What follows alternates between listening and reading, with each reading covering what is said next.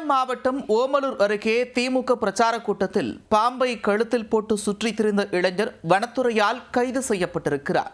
கிளி ஜோசியம் பார்த்தவர் ஏற்கனவே கைதாகியிருந்த நிலையில் தற்போது பாம்பு இளைஞருக்கு பல் பிடுங்கிய சம்பவத்தின் பின்னணி என்ன?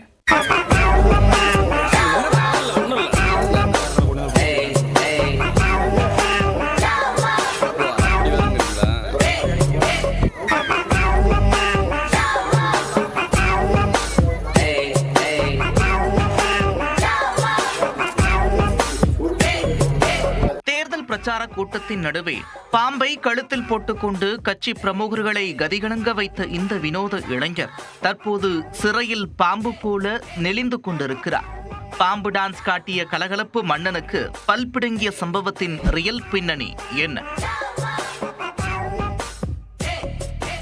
சேலம் மாவட்டம் ஓமலூர் சட்டமன்ற தொகுதிக்குட்பட்ட கிராமங்களில் திமுக வேட்பாளர் செல்வகணபதி வாக்கு சேகரிப்பில் ஈடுபட்டார். ஒவ்வொரு கிராமமாக சென்று மக்களை சந்தித்து வாக்குகளை சேகரித்தார். கோட்டக்கவுண்டம்பட்டியில் உள்ள ஹவுசிங் போர்டுக்கு சென்றபோதுதான் இந்த பாம்புக்கை பாலா என்ட்ரி கொடுத்திருக்கிறார். வயல்வெளிகளில் சுற்றித் திரிந்த பாம்பு ஒன்றை உயிருடன் பிடித்து கழுத்தில் துண்டு போல சுருட்டி போட்டு பாம்பை வைத்து படம் காட்டியிருக்கிறார். நடக்கக்கூடாத அசம்பாவிதம் ஏதாவது நடந்துவிட்டால் என்ன ஆகும் என்று நினைத்து கட்சி பிரமுகர்கள் பாம்புடன் சுற்றித் திரிந்த பாலசுப்பிரமணியத்தை அங்கிருந்து செல்ல அறிவுறுத்தினர். ஆனால் தான் எதற்கும் அஞ்சாதவன் என்ற தோரணையோடு அங்கேயே சில மணி நேரம் சுற்றித் திரிந்தார். பாலாவின் சேட்டைகளை அங்கிருந்த இளைஞர் ஒருவர் தனது செல்போனில் வீடியோ எடுத்து போட அது அங்கு சுற்றி இங்கு சுற்றி வனத்துறையின் பார்வைக்கு சென்றது.